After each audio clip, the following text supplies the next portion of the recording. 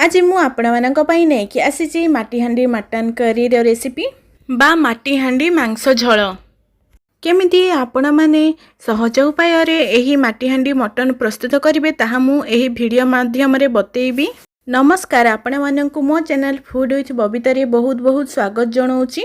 बहुत लोकंक मनरे डाउट थाए माटीहांडी रे आमे जदि मटन करबा ताहाले सिजिबो कि नहीं। प्राय लोक तो प्रेशर कुकर रे ही मटन करंती।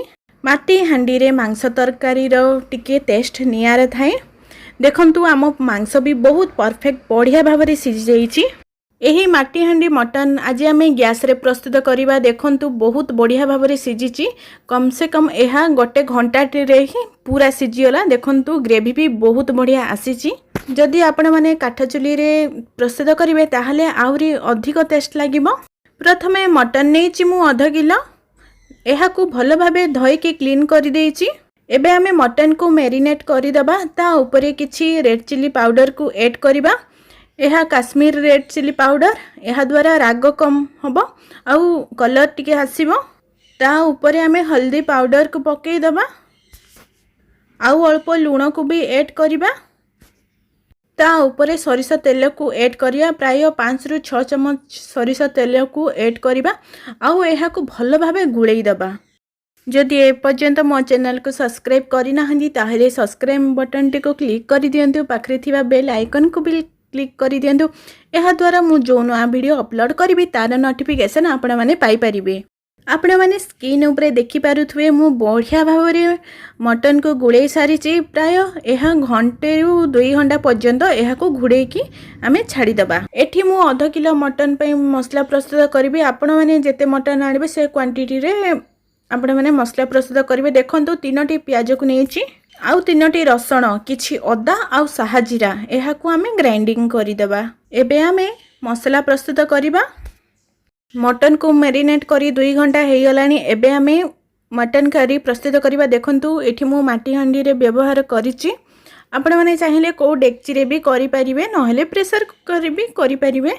माटी हांडी रे किछि सरिष तेल को दे दबा। आमे मटन रे भी तेल देछि। एठी से हिसाब रे देखि कि आमे कम बेसी तेल को दबा। देखंतु सरिष तेल को पकेदेली। तेल पूरा भल भावे गरम हो आसिले सेथिरे मु अल्प टिके चीनी पकेली। एहा द्वारा कलर भल आसी थाए। अलैच, गोलमरीच, दालचीनी, लवंग जेतिके हमर काड़ा मसला रे आसी से सब जिंस को मु टिके दर छेचा कर देछि। तेजपत्र को पके के ता ऊपर आमे जो दर छेचा मसला करिछु ताहा को आमे पके देबा। ता ऊपर अल्प टिके जीरा को पके देबा। एहा को भल भावे फुटिया पई दबा। फुटी होई आसिले सेथिरे आमे कटा हिथिबा प्याज को पकेई दबा आ आमे एहा को भलो की भाजी दबा। एटा मु 2टा प्याज को काटिछि। एहा को आमे भलो भाबे फ्राई कर दबा।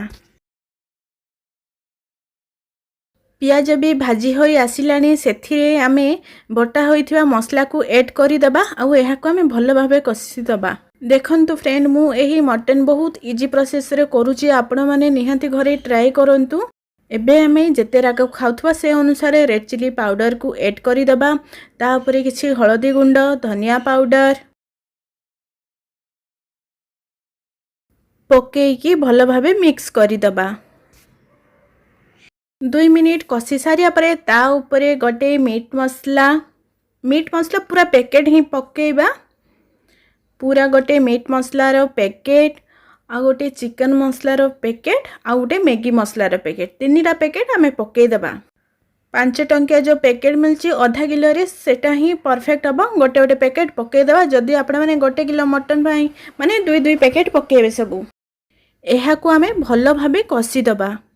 जदि एही प्रोसेस रे आपण माने जदि करिवे विश्वास करि पारेबेनी। आपण हाथ भी बहुत टेस्ट लागिबो एही माटी हांडी मटन करी। थरेटी ट्राई करंतु एही हिसाब रे।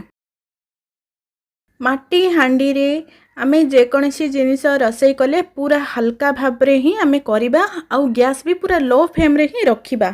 देखंतु मसला भी हमरो बहुत बढ़िया भाव रे कसी होई आसिलानी। ता ऊपर मैरिनेट हेथिबा मटन को ऐड करि दबा आ एहा को भलो भावे कसिबा। मटन जेते कसिबे तारो टेस्ट सेते बढ़िबो। तो आम जिते टाइम मटन कषा से टाइम टेस्ट भी बढ़िबो। माटी हांडी टिके देखिकी नहेले तलपटू लगिज तो लो फ्लेम रे ही करवा। स्टील चटू रे आमे घांटीबानी कहीं हांडीटा पतला थाए तो भांगी जीवार चांस थाए। देखंतु 4 मिनिट हम मु पूरा बढ़िया भाव में मटन को कषि देछि। 5 मिनिट जाए लो फ्लेम रे एहा को ढांकुड़ी दे घोड़े देबा। 5 मिनिट पर आमे काढ़ी देखिबा। देखंतु मटन रो पानी माने सब भारी पड़िछि। एहा को आउ 2-3 मिनिट लो फ्लेम रे ही आमे कषिबा। जदि तळपटू लागिला परी लागे ताहाले अल्प टिके पानी पकेइबे। सेथिरे आमे किछि आलू को ऐड करिबा काहे कि ना आलू बिना मटन रो टेस्ट अधूरा लगी थाए।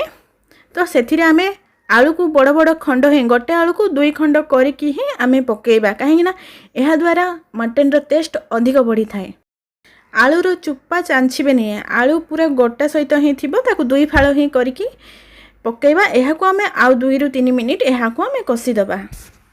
ता ऊपरे आमे 2टी रसुण को ऐड करिबा। आपण मानक घरे जेते मेंबर से अनुसार आपण माने रसुण पकेइ परिबे। जदि मटन रे केबे एमती गोटा रसुण पके नाहांती ताहले थरे पके कि देखंतु केते टेस्ट लागिबो आपण माने कहिबे। देखंतु आम मटन भी बढ़िया भाव में कषि होई आसी गलानी। आउ अधिक कषिले तळपटे लागि जिवो।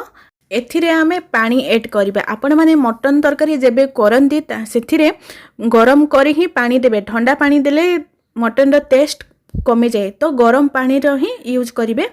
आउ जदि माटी हांडे करूचंती किबा डेक्ची रे करूचंती पानी रो मात्रा टिके अधिक देबे काहे ना बहुत टाइम फुटिबो। तो सेथि पई मांस रे आमे लूण पकेइथिले तो से अनुसार आपण माने लूण पकेबे। एहा को कम से कम आधा घंटा जाए ढांकुणी खुलिबानी घुड़े की लो फ्लेम रे फुटे पई छाडी देबा। आधा घंटा पर ढांकुणी खुलिली। देखंतु बढ़िया भाव में हमरो सिझी जाइछि। बहुत बढ़िया हेछि। ता ऊपरे आमे गोटे मसला पकेइबा। से मसला होउछि हमरो बड़ गोटा अलैच लवंग गोलमरीच दालचीनी माने जेतिके हमरो काड़ा मसला ताहाको अल्प टिके भाजिकी मु गुंड कर देछि। सही मसला ही पकेइली। एही मसला ऊपर पकेवा द्वारा तार टेस्ट बहुत बढ़िया आसीताए। ता ऊपरे किछि कस्तूरी मेथी को हाथ रे मंथी की पकेइ देली। आउ टिके धनिया पत्र को भी ऐड करि दबा। आउ एहा को आहुरी 5-10 मिनिट घुड़े दबा। मटन सिझिया को प्राय घंटाटी लागिला। आउ मटन कषिबा कम से कम 20-25 मिनिट लागि। आपण माने स्क्रीन ऊपर देखि पारुथुबे आमर माटी हांडी मांस झोल किंबा मटन करी रेडी हो सारिलानी। यह को आपण माने उष्णा किंबा अरुआ भात सहित खाइले बहुत बढ़िया लगी थे। मटन काहाको काहाको खाया को पसंद कमेंट रे कहिबे। वीडियो को शेष जाए देखि बहुत बहुत धन्यवाद। यही प्रोसेस रे करंतु आपण मानकर मटन भी बढ़िया बनिबो। जदि केबे बनै नाहंती ताहले घरे ट्राई करंतु। रहिली नमस्कार।